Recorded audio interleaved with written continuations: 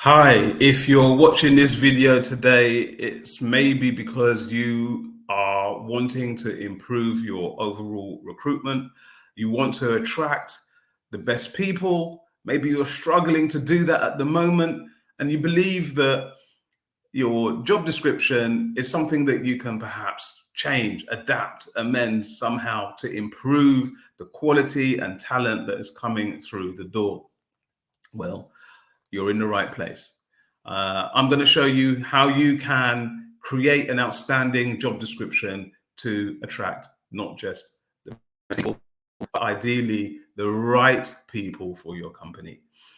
My name is Andre. I have been a headhunter for many years across different sectors. I've legal in finance and in IT, to name a few. Over the last 3-4 years, we have been helping companies improve their employer brand. And so I have gained considerable experience. I've worked with some very, very talented individuals, and I want to share some of this knowledge and experience with you. So today we're going to be talking about how, or I'm going to be speaking about how you can create and improve job descriptions. It's an underrated document. It's a document that I've seen companies rehash to create new ones.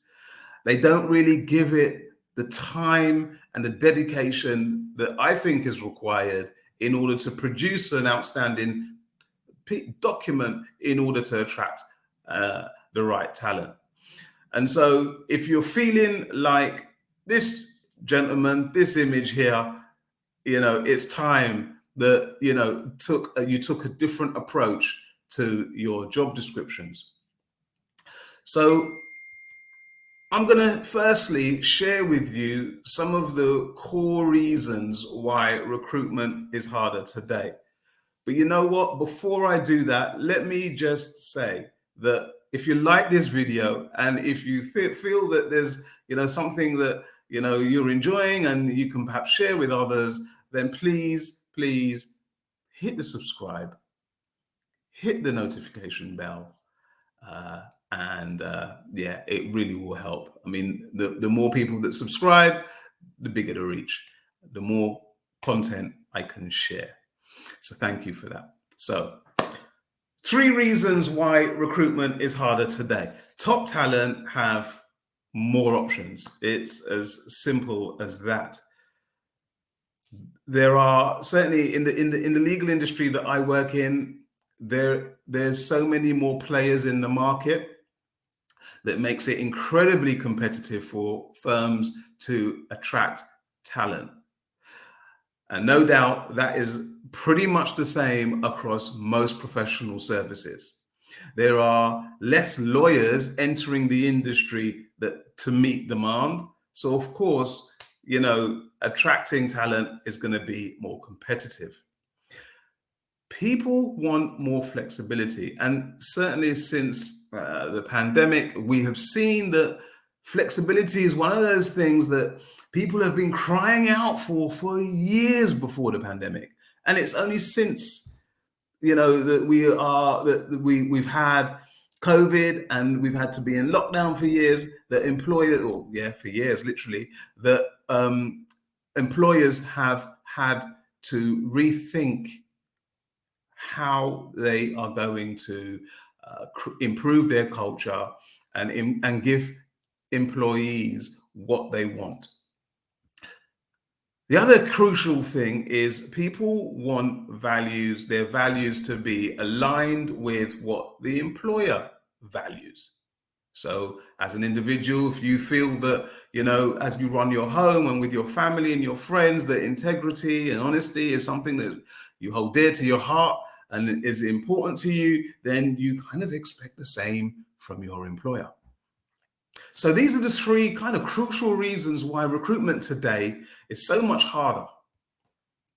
So what do you need to do to create an outstanding job description? Well, firstly, I say this.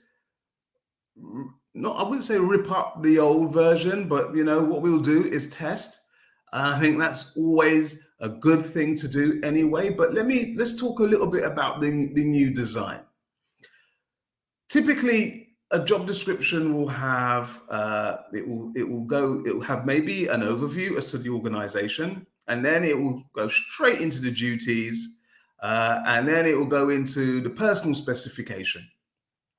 Today, I'm going to talk really about the job description. So we're not going to talk so much about the personal specification. I'm likely to run another video on personal spec at another time, probably the next video that I do.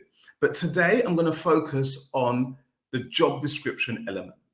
So this is the piece that talks about that usually, refers to the duties, and what you may expect from the individual. So, first paragraph. In my view, ought to be a question. You need to be enticing individuals to apply for your job. It needs to capture their attention, and it needs to be compelling. So, for example, you may say, if you're a law firm, you will say something like, how are you interested in joining a forward-thinking, dynamic organization? You may, or you can ask, are you a creative thinker that enjoys being innovative and problem solving some of the hardest legal challenges around? You need to engage your applicant, and so a well thought out question is important. Then we can move into the vision of your organization. What is it that you're looking to achieve long term? Because people get behind visions. It's your opportunity to show, well, look, this is our direction of the organization. This is why we just started the company. And so you're looking for people that share your vision. A sentence on your vision. And then culture. Culture is so crucial because people join companies based on their culture. They're asking themselves, why should I come and work for you? What sort of environment am I going to be working in? And a great way to demonstrate that on a job description is perhaps have a sentence or two from employees, maybe employees that are working in the department that you're currently recruiting for. A sentence, a quotation from an employee on what they think or what they enjoy about working at your organization. And then we move into a typical day. Suddenly we're looking, it's a completely different reconstruction of the typical job description, because now, instead of just going straight into, the duties, you're talking about a typical day. What's it like to work with your firm? Make it authentic, make it interesting, make it exciting. A typical day at your firm, bullet point that. Not to say you're going to get rid of duties and the bullet point duties completely, but you definitely can reduce that down significantly, and the bulk of it can be about a typical day. Salaries is one of those things that some people want to include in a job description, and others may feel, no, we don't want to share, what we are paying our staff.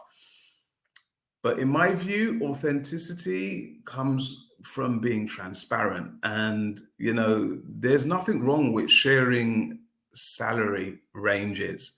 I think I saw in a poll recently, I think it was conducted by Reed, that said that 78% of people that are employed, or not employed, but certainly that are looking for a new job, prefer to see the job salary, and they're more inclined to apply.